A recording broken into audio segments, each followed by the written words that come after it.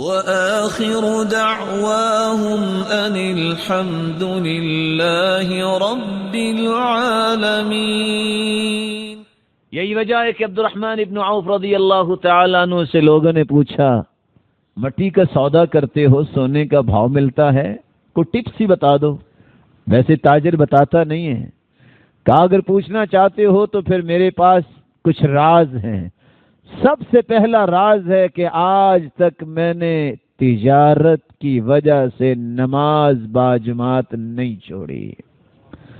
کہا دوسرا راز یہ ہے، کچھ بھی ہو جائے میں نے آج تک تجارت میں جھوٹ نہیں بولا۔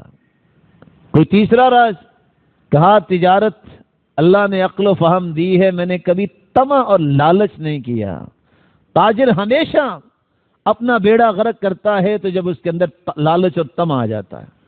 اور میں 3 دن سے زیادہ جانور اپنے پاس نہیں رکھتا تھا، ایک مرتبہ میں 1000 اونٹ خرید بیٹھا تو میں نے جتنے کا خریدا اتنے کا ہی بیچ دیا۔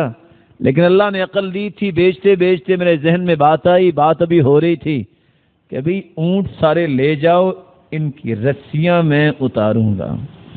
1000 رسیاں اتار لیں اور ایک ایک درہم کی رسی بیچی، اللہ نے 1000 درہم اس میں بھی پروفٹ دے دیا۔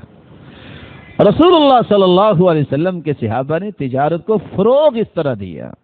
صحابہ کرام کا معمول یہ تھا، نماز کا وقت ہوتا دکان بند، وہ اللہ اکبر کمانا سمجھتے تھے اللہ ہی بڑا ہے، اب دکان بڑی نہیں ہے، اب کاروبار بڑا نہیں ہے، اللہ ہی بڑا ہے۔ یہ اللہ رب العزت نے یہ سارا کچھ دیا ہے، اب کوئی کسٹمر مجھ سے ناراض ہوتا ہے، راضی ہوتا ہے، مجھے اس کی پرواہ نہیں۔ جب تیرا رب تجھ سے راضی ہے تو تجھے کبھی بھی خوف نہیں کھانا چاہیے کوئی تجھ سے ناراض ہوتا ہے کہ راضی ہوتا ہے، اللہ راضی کروائیں گے۔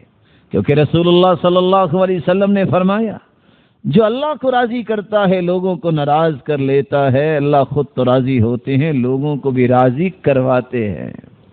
اور جو لوگوں کو راضی کر کے اللہ کو ناراض کر بیٹھتا ہے، اللہ خود تو ناراض ہوتے ہیں، لوگوں کو بھی ناراض کرواتے ہیں۔ ساری کائنات کے دل تو اللہ کی 2 انگلیوں میں ہیں، اللہ جدھر چاہے موڑ دے۔